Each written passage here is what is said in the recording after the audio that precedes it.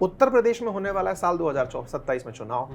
तो 2027 का चुनाव कई तरह के सवाल लेकर आ रहा है कि क्या रीजनल पार्टियों का अस्तित्व बचेगा, नंबर 1। क्या योगी मॉडल जो है, जो इस समय चल रहा है कि एक नाम बहुत बड़ा बनता चला जा रहा है, सेंट्रल पॉलिटिक्स जो कभी स्टेट से इतने बड़े चेहरे पसंद नहीं करती, इस तरह का एक नैरेटिव रहता है, उनको लेकर के एक सामान्य मत निकल कर आया कि बीजेपी केंद्र के अंदर कंपटीशन नहीं चाहती, स्टेट से निकल कर आ रहा हो। तो इस बार का जो उत्तर प्रदेश इलेक्शन है ना, वो कई सारे फैसले करेगा। इसमें एक कारण रीजनल पार्टीज़ का भी है। आप देखिए रीजनल पार्टीज़ का जो 60s-70s में राइज हुआ, उसका एक बहुत बड़ा कारण था कि कांग्रेस को एक स्टेटस कोइस्ट एलीट ड्रिवन पार्टी माना गया।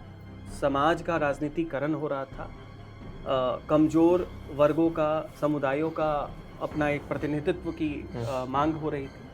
वैसे भी उनको लगा कि कांग्रेस उनको जितना वाजिब हक है नहीं दे रही है, तो अपनी अपनी पार्टियां, जो रेनबो कोalition कांग्रेस का था, टूटता गया। लेकिन आज के दौर में अगर आप देखें, बीजेपी एक्सपेंड कर, संगठन है, मोदी है, लेकिन उसके साथ एक विचारधारा भी है, कल्चरल क्लैरिटी भी है, इकोनॉमिक एजेंडा भी है कि वेलफेयर स्कीम और कॉर्पोरेट विजन को बैलेंस करेंगे। समाजवादी पार्टी हो, राष्ट्रीय जनता पार्टी हो, तृणमूल कांग्रेस हो, इनका रेजो देत्र कहते हैं ना, रीजन होने का औचित्य क्या है? ममता बनर्जी का बंगाल का विजन क्या है? कैसे वो अलग है? अखिलेश का मैं रखता हूँ, मतलब हालांकि I am not the spoke person of TMC, but जो वो प्रोजेक्ट करना चाह रही थी वो हमेशा से वो था कि जो कम्युनिस्ट पार्टीज नहीं कर पाई वो टीएमसी करेगी। मतलब उस व्यक्ति को पूंजीपतियों से बचाना जो कि किसी ना किसी प्रकार से बाजार का शिकार बन जाएगा। उन्होंने लोगों को ये कह करके फील करा दिया था कि जेब में 10 रुपए हैं तो कोलकाता घूम के आ सकते हो, पेट भर के आ सकते हो। आप अखिलेश से पूछे, अखिलेश से आपका यूपी का क्या विजन? बताता हूँ जो मुझे लगता है। तेजस्वी का बिहार का क्या विजन? मैं बताता हूँ।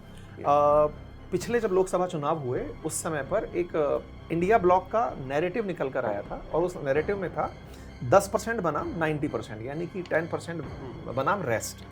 और उस रेस्ट में समाजवादी पार्टी ने अपना एक अलायंस, जो पीडीए अलायंस उन्होंने डिक्लेयर किया, वो एक प्रकार का रिप्रेजेंटेशन था उन सब का जो 10% से अगेंस्ट हैं। तो उन्होंने कहा कि मैं इनके हक की बात करता हूँ, और वो तो खुलेआम कहते हैं। वो है ना कि अभी आप कर रहे हैं, लेकिन वो पीडीए में पी पंडित को रिप्रेजेंट करता है या पिछड़े को करता है, ये बड़ा कॉम्प्लिकेशन वो है।